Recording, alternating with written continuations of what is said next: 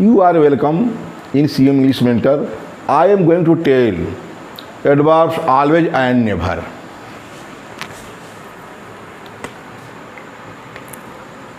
Use of always and never.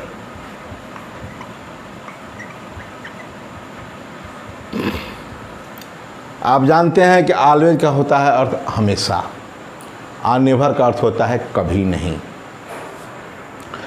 जब present indefinite या past indefinite पढ़ा जाता है तो उस समय नेवर आता है। जैसे कि वह घर नहीं जाता है, he does not go home. वह झूठ कभी नहीं बोलता है, ही नेवर स्पीक्स क्या टेल्स, ही झूठ कभी नहीं बोलता है, ही नेवर टेल्स ए लाई, ये कहा जाता है। कहने का मतलब कि नेवर का प्रयोग उस टेंस में उस समय नहीं पता चलता कि नेवर क्या है। हम यही जानते हैं कि नॉट के जगह पर हम नेवर का प्रयोग किए हैं। और ऑलवेज उसी तरह है कि सब्जेक्ट के तुरंत बाद, प्रेजेंट इंडिफिनिट और पास्ट इंडिफिनिट में सब्जेक्ट के तुरंत बाद ऑलवेज का प्रयोग होता है अफर्मेटिव सेंटेंसेज में। और वही जब इसका हेल्पिंग वर्ब और मेन वर्ब होता है, जैसे प्रेजेंट कंटिन्यूअस है चाहे प्रेजेंट परफेक्ट है, तो उसमें क्या होता है कि सब्जेक्ट के बाद हेल्पिंग वर्ब के बाद और मेन वर्ब के पहले ये ऑलवेज का भी प्रयोग होता है और नेवर का भी प्रयोग होता है। मैं शुरू करूं पहले ऑलवेज का प्रयोग, ठीक है। जो ऑलवेज पहला ऑलवेज का प्रयोग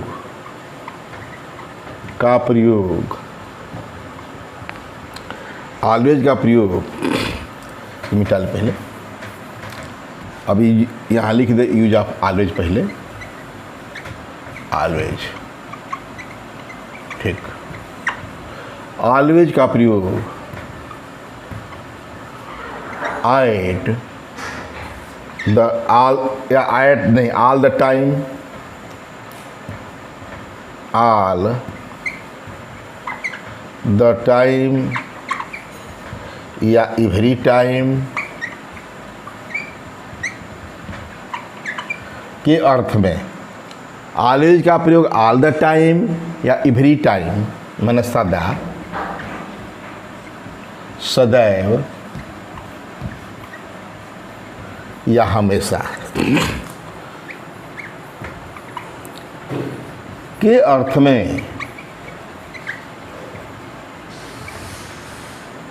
में एडवर्ब ऑफ इंडेफिनिट अनिश्चित, इंडेफिनिट फ्रीक्वेंसी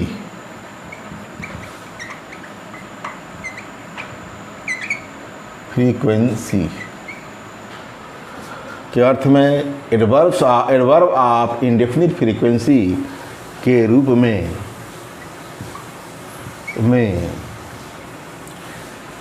ऑक्सिलरी वर्ब्स या हेल्पिंग वर्ब्स के बाद, हेल्पिंग वर्ब के बाद एवं मेन वर्ब के पहले होता है,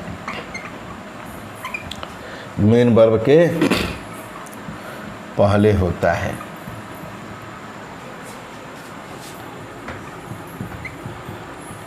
इसमें दो बातें हैं। पहला तो कि ऑलवेज का प्रयोग all the time, all the time या एवरी टाइम में सदा, ऑल द टाइम में पूरा समय, एवरी टाइम में प्रत्येक समय, मतलब एवरी टाइम में हमेशा, ऑलवेज वही एवरी टाइम ही ऑलवेज यूज करता है, हमेशा मतलब सदा, सदैव या हमेशा के अर्थ में एडवर्ब ऑफ इंडेफिनिट फ्रीक्वेंसी के रूप में सहायक क्रिया, ऑक्सिलरी वर्ब सहायक क्रिया के बाद एवं मुख्य क्रिया के पहले होता है। तो मैं बात करें, अब ऐसी करें एग्जाम्पल्स दे कि सहायक क्रिया के सकता ना पड़े, केवल मेन वर्ब का ही हो, भी तो बात हो सकती है। तो प्रेजेंट इंडेफिनिट, पास्ट इंडेफिनिट ही में ही हमारा हेल्पिंग वर्ब का, अफर्मेटिव में हेल्पिंग वर्ब काम नहीं होता, याद रहे। जैसे इवर का प्रयोग में बताया था तो इवर का प्रयोग निगेटिव और इंट्रोगेटिव में आया था, किंतु ऑलवेज क्योंकि अर्थ सेम है, उसका भी होता है वही ऑलवेज, हमेशा सदा सदैव, और इसका भी होता है। किंतु ये अफर्मेटिव सेंटेंस में, ये अफर्मेटिव सेंटेंस में ऑक्सिलरी वर्ब के बाद एवं मेन वर्ब के पहले होता है। एग्जाम्पल दें, आई ऑलवेज, ये सब पहले, I always go to walk in the morning.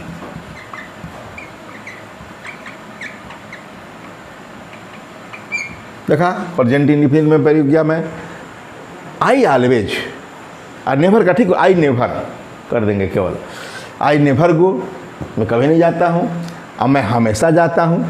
I always go to walk in the morning, मैं सुबह में हमेशा टहलने पर जाता हूँ। ठीक है, तो ऑलवेज का प्रयोग देखा, ये वर्ब मुख्य क्रिया है, उसके पहले है हमारा ऑलवेज एडवर्ब, यह एडवर्ब पढ़ रहे हैं, मेन वर्ब के पहले है, हेल्पिंग वर्ब नहीं है। दूसरा, she always prepares food, pair चलिए ठीक है, कोई हर्ज नहीं। शी ऑलवेज प्रिपेयर्ड फूड, वह हमेशा भोजन बनाती थी। भाई प्रिपेयर कर दिए, पास्ट इंडिफिनिट कर दिए, इसमें हमारा वर्ब के बाद पहले जो है हमारा एडवर्ब वर्ब है, यही ना, और क्या है। She always prepared food, the sun always rises in the east, भी जानते हैं, ये राइजेज वर्ब के पहले ऑलवेज है। ठीक है, सूर्य हमेशा पूरब में उगता है। ये 3 एग्जाम्पल्स मैंने बिना हेल्पिंग वर्ब वाला दिया, मतलब present indefinite, past indefinite, affirmative sentence में। ठीक है, और मैं बात करूँ ऑक्सिलरी वर्ब के बाद और मेन वर्ब के पहले भी कर दें। देखिए, मेन वर्ब के पहले के लिए मैंने कह दिया, लेकिन ऑक्सिलरी वर्ब रहेगा तो मेन वर्ब भी उसके साथ होगा, जानते ही हैं। जैसे I have always taught you, देखा, आई हैव ऑलवेज, हमेशा सदा, इसका जानते हैं कि मैं हमेशा या सदा आपको पढ़ाया हूँ, तो ऑलवेज का एडवर्ब, हेल्पिंग वर्ब और मेन वर्ब के बीच में आ गया, यही बताना था। ये क्या है, ऑक्सिलरी वर्ब जिसको कहते हैं, एयू वर्ब या हेल्पिंग वर्ब, इसको मेन वर्ब, यही ने कहा। ऑक्सिलरी वर्ब के बाद, इसके बाद और मेन वर्ब के पहले हो गया। इसके लिए कहेंगे कि इसके लिए नहीं लिखे हैं, और इसके लिए भी लिख दिया हूँ, मेन वर्ब के पहले गो मेन वर्ब है, प्रिपेयर मेन वर्ब है, राजेज मेन वर्ब है, तो पहले हो गया। आज जब ऑक्सिलरी वर्ब आएगा तो ऑक्सिलरी वर्ब भी रहेगा, तो मेन वर्ब भी रहेगा, तो ऑक्सिलरी वर्ब के बाद मेन वर्ब के पहले इसका प्रयोग होता है। और बात करें, my mother always, my mother has always, my mother has always told me a story, हो गया। My mother has always told me a story, told verb, main verb जानते ही हैं, एम भी, और जानते हैं कि ये हेल्पिंग वर्ब है, एच भी, ऑलवेज देख ही रहे हैं, हो गया। तो इसमें मैंने बताया कि ऑलवेज का प्रयोग ऑल द टाइम या एवरी टाइम के अर्थ में, मैंने हमेशा सदा के अर्थ में, इसका अर्थ होता है हमेशा सदा, क्या होता है, हमेशा या सदा, ठीक, सदैव, ठीक, यही नहीं होता है कि अर्थ में हो गया इसका प्रयोग। ऑक्सिलरी वर्ब के बाद दिख रहा है इसमें, और मेन वर्ब के पहले। ऑक्सिलरी वर्ब नहीं है तो मेन वर्ब के पहले हो रहा है, सब्जेक्ट के तुरंत बाद हो रहा है। ठीक, इसी प्रकार हम बताएंगे किसका प्रयोग, नेवर का भी प्रयोग, वही बता रहे हैं, पहले इसका बता दें। रूल नंबर 2, एक बात जानिए कि रूल नंबर 2 में बता दूं कि ऑलवेज का प्रयोग कंटिन्यूअस टेंस में भी होता है। ऐसे प्राय आपको केवल इंडेफिनिट टेंस में ही देखने को मिलता है, परफेक्ट टेंस में ही देखने को मिलता है, लेकिन कंटिन्यूअस बहुत कम मिलता है। तो कंटिन्यूअस टेंस में भी होता है। ऑलवेज का प्रयोग बार बार या बारंबार के अर्थ में झल्लाहट या नापसंदगी के भाव को एक्सप्रेस करने के लिए ऑलवेज का प्रयोग कंटिन्यूअस में भी होता है, वही बता रहा हूँ। रूल नंबर 2, ऑलवेज का प्रयोग बार बार एवं बारंबार, बार बार अगेन एंड अगेन, बारंबार रिपीटेडली, ये कहा ऑलवेज का प्रयोग बार बार, अरे again and again, again and again, जानते हैं एडवर्ब है, अभी एडवर्ब है, अगेन एंड अगेन एवं बारंबार, बारंबार, यही फ्रीक्वेंसी है, बार बार रिपीट हो रहा है, रिपीटेडली के अर्थ में झल्लाहट, झल्ला जाता है जी, मनुष्य घबरा जाते हैं, झल्लाहट एवं नापसंदगी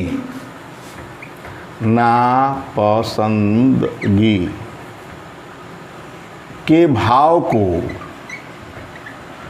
एक्सप्रेस करने के लिए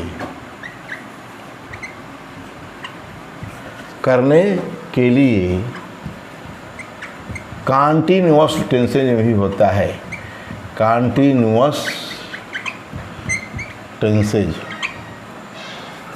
में भी होता है।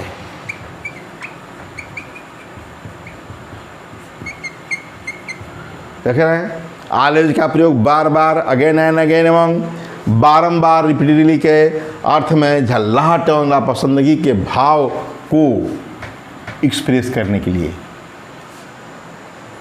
कंटिन्यूअस टेंस में भी होता है। जैसे मैं कहूँ, she was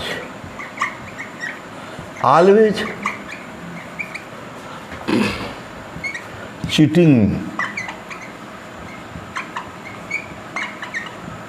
she was always cheating, वह हमेशा मुझे धोखा दे रही थी। झल्लाहट नापसंदगी तो ही रहा है, धोखा दे रहा, ऐसा ही वर्ब का प्रयोग करना है जो कि हमारा क्या हो, नापसंदगी हो या हमारा झल्लाहट। तो शी वाज ऑलवेज चीटिंग। और मैं एक बात पूछूं, are you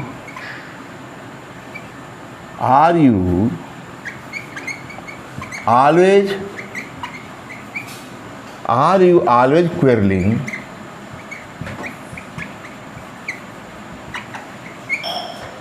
with your parents?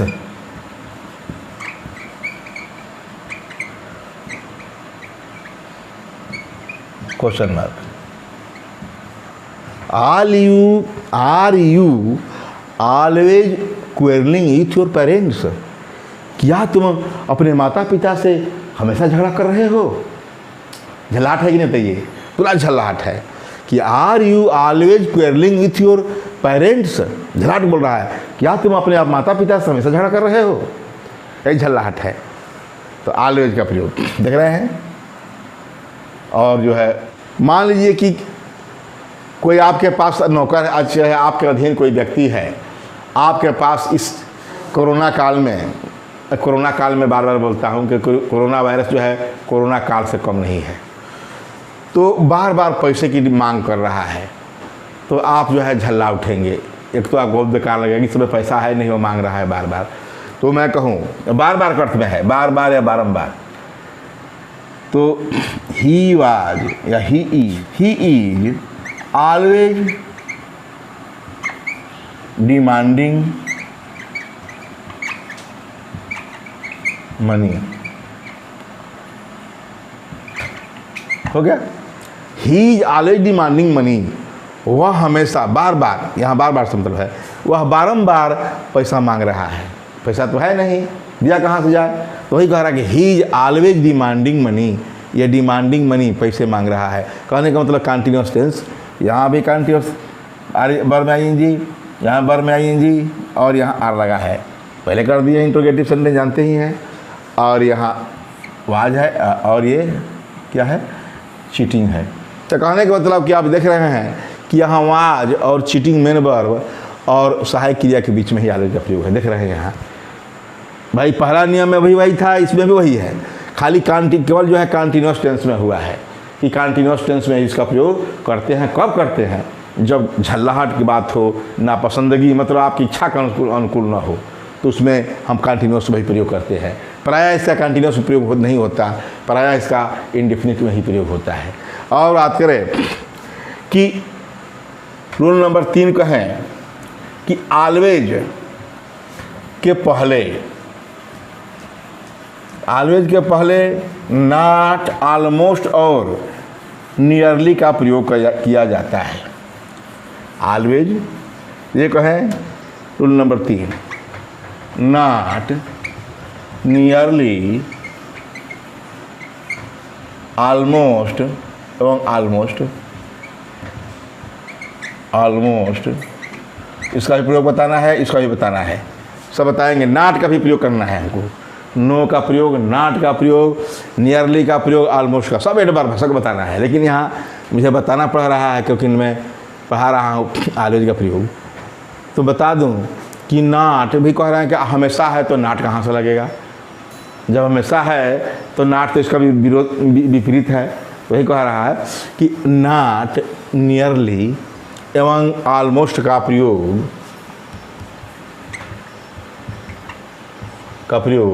Always के पहले होता है,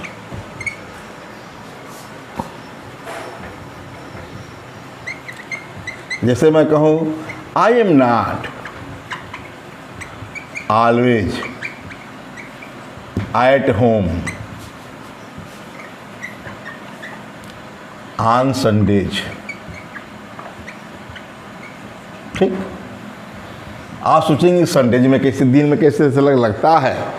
अरे भैया के संडे नहीं है, और फ्रीक्वेंसी वाला एडवर्ब भी लगा है हमारा। ये टाइम वाला एडवर्ब ऑफ टाइम है, ये प्लेस है, ये फ्रीक्वेंसी है। ठीक है, तो कह रहा है I am not always at home on Sundays, मैं रविवारों को हमेशा घर पर नहीं रहता हूँ। ठीक है, यही कर आई एम नॉट ऑलवेज। तो छोड़िए, हमको ऑलवेज के पहले नॉट का प्रयोग दिखाना है कि नॉट, नियरली, ऑलमोस्ट का प्रयोग ऑलवेज के पहले होता है। क्योंकि अब जानते हैं कि हमेशा होता है, सदा होता है, तो नॉट कहाँ से आ गया। द नेगेटिव ठीक इसका विपरीत है। और दूसरा लेते हैं, शी इज नियरली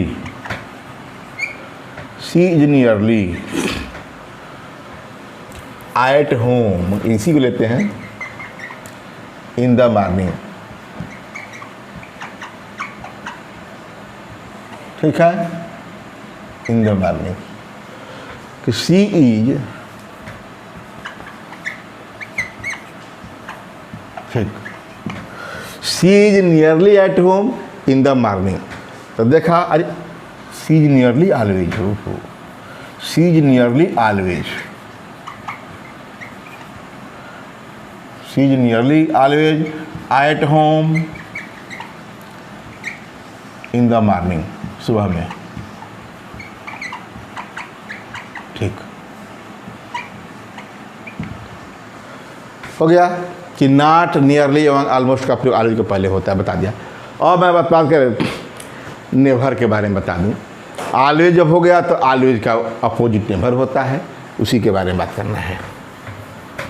अब यूज ऑफ नेवर, नेवर जो है ऑलवेज का अपोजिट होता है।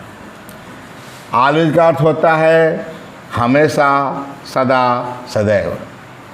और नेवर का अर्थ होता है एट नो टाइम, कभी नहीं। Never, use of never. पहला, नेवर का प्रयोग नेभर का प्रयोग at no time, at no time मतलब कभी नहीं, कभी नहीं। देख लिया, नेभर का प्रयोग एट नो टाइम के अर्थ में, कभी नहीं। भाई कभी नहीं समय के लिए कह रहा है कि एट नो टाइम, कोई नो टाइम नहीं। नेभर का प्रयोग एट नो टाइम के अर्थ में ये भी याद रहे, यह भी वही है। ऑलवेज, नेभर, इवर सब क्या है? एडवर्ब ऑफ इंडेफिनिट फ्रीक्वेंसी है के अर्थ में एडवर्ब ऑफ इंडेफिनिट फ्रीक्वेंसी के रूप में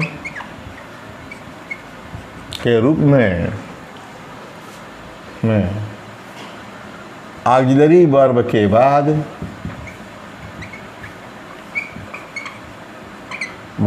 बाद एवं मेन वर्ब के पहले होता है, एवं मेन वर्ब के पहले होता है। जैसे मैं बताया था ऑलवेज का प्रयोग हिस्से में है, जैसे ऑलवेज का है सेम उसी तरह है। मैं हमेशा सच बोलता हूँ, मैं कहता कि मैं हमेशा सच बोलता हूँ तो क्या कहता? आई ऑलवेज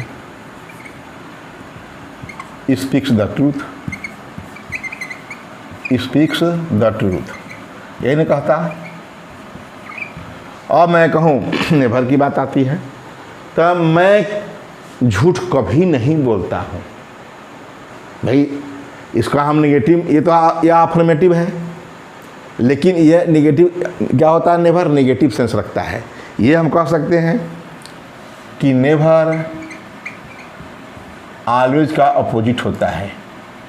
नेभर ऑलवेज का, कभी नहीं हमेशा, ऑलवेज का अपोजिट होता है, अपोजिट होता है। अरे वह अफर्मेटिव है तो यह निगेटिव है। I always speaks the truth है, तो इसमें क्या होगा?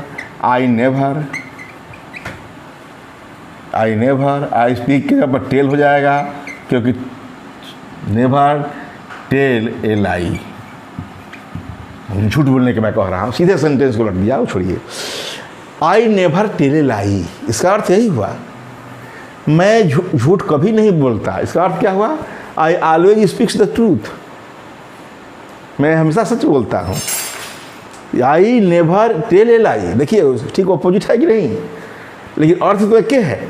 I always speaks the truth, मैं हमेशा सच बोलता हूँ।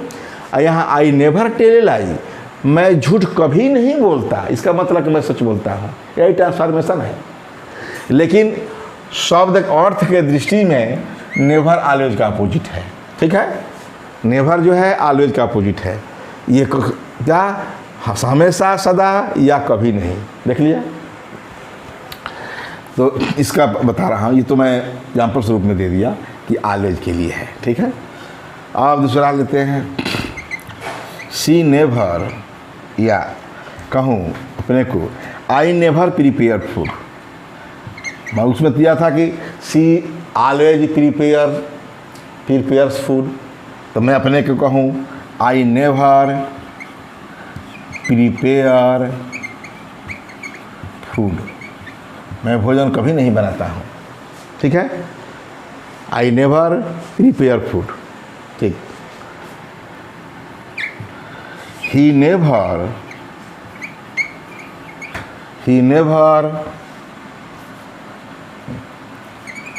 Helped the poor. देखा, पास्ट में ले लिया मैं, उसमें भी पास्ट में है। ये मैं इंडेफिनिट ले रहा हूँ। इसमें देख रहे हैं कि नेवर का प्रयोग टेल वर्ब के पहले, प्रिपेयर वर्ब के पहले, हेल्प्ड वर्ब के पहले आ रहा है। यही मैं बता रहा हूँ कि फ्रीक्वेंसी के रूप में, मतलब एडवर्ब ऑफ इंडेफिनिट फ्रीक्वेंसी के रूप में ऑक्सिलरी वर्ब के बाद या मेन वर्ब एवं मेन वर्ब के पहले होता है। तो मैं जब ऑक्सिलरी वर्ब नहीं है तो मेन वर्ब ही है, उसके पहले मैं दिखा दे रहा हूँ। ठीक है, अब देखा आई एम, उसमें था, मैं बताया था कि I am always ready, always ready. इसी तरह इसमें क्या होगा, I am never ready, I am never ready. देखिए दोनों को तुलना हो रहा है कि आई एम ऑलवेज रेडी, मैं हमेशा तैयार हूँ, आई एम नेवर रेडी, मैं कभी भी तैयार नहीं हूँ।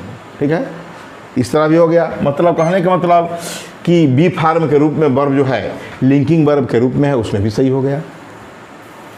तो ऑलवेज का भी प्रयोग इसी तरह, नेवर का भी प्रयोग, सब दोनों का प्रयोग एक तरह होता है। और बता दे कि ही हैज, मैं ये कहें कि she has never finished her work, या she has never worked hard, worked hard. कितना आसान है ये। She has always worked hard, उसमें बताया था। तो she has never worked hard, वह कठिन काम कभी नहीं की है। हाँ, क्या कहा, एट नो टाइम, यानी किसी भी समय नहीं किया। तो she has never worked hard, उसमें मैं बताया था कि she has always worked hard. तो नेवर का प्रयोग एट नो टाइम, कभी भी नहीं के अर्थ में एडवर्ब ऑफ इंडेफिनिट फ्रीक्वेंसी के रूप में ऑक्सिलरी वर्ब्स के बाद और मेन वर्ब के पहले। तो ऑक्सिलरी वर्ब्स नहीं है, प्रेजेंट इंडेफिनिट और पास्ट इंडेफिनिट के निगेटिव में नेवर ऐसा है जब इनके साथ भाई हेल्पिंग वर्ब के साथ, जो इसके साथ डू या डज नहीं लगता, ऐसा है क्योंकि इसका प्रोसेस ही है। ऑलवेज नेवर एक कैटेगरी के हैं। ठीक है, सब्जेक्ट के तुरंत बाद होते हैं वर्ब के पहले। लेकिन वही जब हेल्पिंग वर्ब वाली बात, जैसे कि प्रेजेंट परफेक्ट है, तो she has never worked hard. देखा, इसी प्रकार गौर ले लेते हैं। Ravan had never cheated Sita. चलिए, रावण हैज नेवर टोल्ड, या ये कहे कि Ravan has never defeated, Ravan has never defeated Ram. हो गया, बढ़िया। Ravan had never defeated Ram, Ravan ने कभी नहीं, मतलब रावण ने कभी नहीं राम को हराया था। ठीक है, तो कहने का मतलब कि यहाँ हैड का प्रयोग किया मैं पास्ट में, तो ये नेवर हैड हेल्पिंग वर्ब और हमारा ये मेन वर्ब के बीच में हमारा नेवर का प्रयोग, यहाँ वर्क जो है मेन वर्ब और हैज हेल्पिंग वर्ब के रूप में है। ये बता दिया कि ऑलवेज की तरह नेवर का प्रयोग भी उसी तरह होता है, वर्ब के पहले, मेन वर्ब के पहले या हेल्पिंग वर्ब के बाद। ठीक है, और मैं बात करें नेवर का दूसरा रूप, कि नेवर का प्रयोग पास्ट टेंस में, मतलब बीते हुए समय में घटित न होने वाली घटनाओं के लिए भी होता है। अर्थ तो वही है, नहीं, या सिचुएशन के रूप में पास्ट टेंस में घटित न होने वाली घटनाओं के लिए भी होता है। नेवर का प्रयोग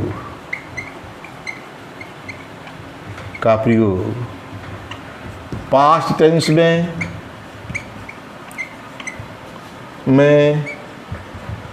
घटित न होने वाली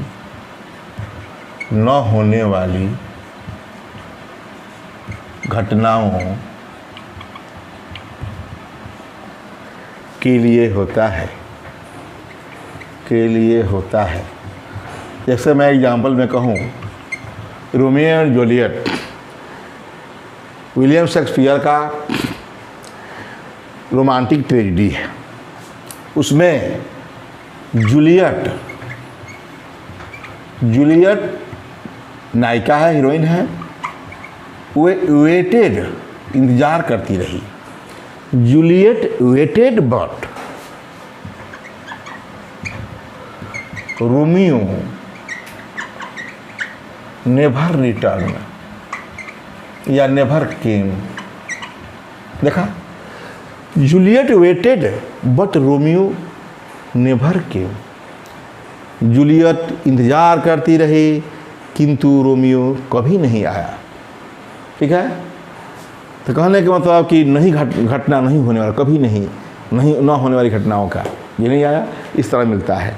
और मैं बात कर दूं तीसरा बात कि नेवर का प्रयोग उस समय किया जाता है जो कोई ऐसी घटना हो आश्चर्यचकित करने वाली या सदमा देने वाली कोई बात कही गई हो और उसका उत्तर आपसे पूछा जाए कि क्या सही है या नहीं सही है, तो उसमें आप नेवर कहते हैं। नेवर का अर्थ पूरा सेंटेंस का अर्थ होता है। तो इसी बता रहा हूँ कि चकित, आश्चर्यचकित, चकित एवं सदमा, एक ही बात, चकित या सदमा, एवं नहीं, या सदमा, अरे सरप्राइज एंड शॉक्ड देने वाली, चकित या सदमा देने वाले सेंटेंसेज या कहे बातों, बात सेंटेंसेज में होगा। सेंटेंसेज का जवाब देने के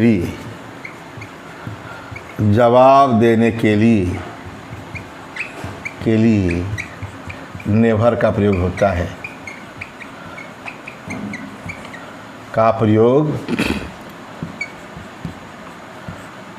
होता है केवल एक सेंटेंस में हम कह देते हैं। जैसे कहा जाए a two years child speaks English fluently. पूछा जाए आपसे a 2 years child speaks English fluently, एक 2 वर्ष का बच्चा फटाफट अंग्रेजी बोलता है, मतलब धारा प्रवाह फ्लुएंटली। कि एक 2 वर्ष का बच्चा, ए 2 years child speaks English fluently. तो इसकी बात की जा रही है, चकित करने वाली बात है। ये तो हमारा चकित हो रहा है, सरप्राइज है कि 2 वर्ष का बच्चा जो है इंग्लिश, चाहे भाई हिंदी है हमारा स्टिक लैंग्वेज हम लोग का है, तो 2 वर्ष का बच्चा फटाफट हिंदी तो बोल नहीं पाएगा, ये 2 वर्ष का बच्चा है। उसी प्रकार मान लीजिए कि वह ब्रिटेन का ही है, फिर भी 2 वर्ष का बच्चा फटाफट फ्लुएंटली इंग्लिश नहीं बोल सकता है।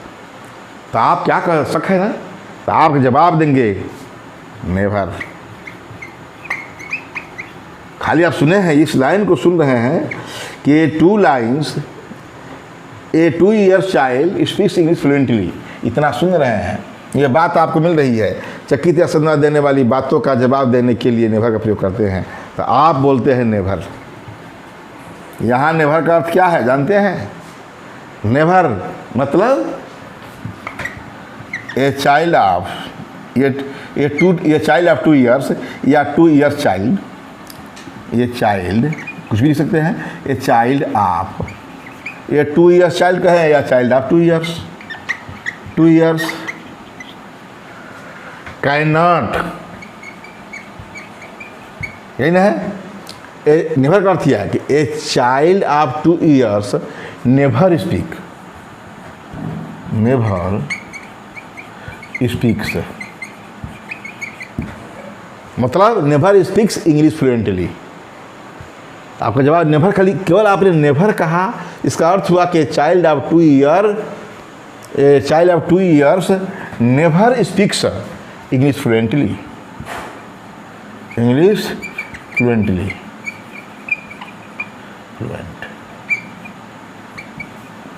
इसका अर्थ ये है।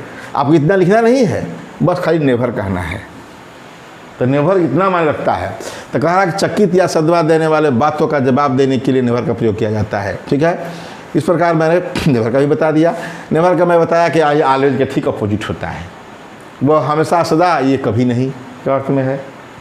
और इसमें विशेष बात कि पास्ट टेंस में घटित होने वाली घटित न होने वाली घटनाओं के लिए। अरे वो तो जब अर्थ ही ऐसा है कभी नहीं, तो कभी नहीं के अर्थ में तो है होगा ही। हाँ, ये जवाब सही है कि ये पूरा सेंटेंस का नेवर का मतलब कि पूरा सेंटेंस का जवाब दे रहा है, ये विशेष है। ठीक है, इस प्रकार इस वीडियो में मैंने ऑलवेज और नेवर का ये बताया कि ऑलवेज और नेवर दोनों एडवर्ब्स ऑफ इंडेफिनिट फ्रीक्वेंसी हैं और दोनों का प्रयोग सब्जेक्ट के तुरंत बाद प्रेजेंट इंडेफिनिट और पास्ट इंडेफिनिट में सब्जेक्ट के तुरंत बाद जब हेल्पिंग वर्ब नहीं है, यदि हेल्पिंग वर्ब है तो हेल्पिंग वर्ब के तुरंत बाद और मेन वर्ब के बीच में होता है। बस इस वीडियो में इतना ही। इसे आप लोग ध्यानपूर्वक देखिएगा और इसे नोट भी करते रहिएगा, और इसे पसंद होता है तो इसे लाइक और सब्सक्राइब अवश्य कीजिएगा और अपने फ्रेंड्स में शेयर इसे करना न भूलिएगा। थैंक्स।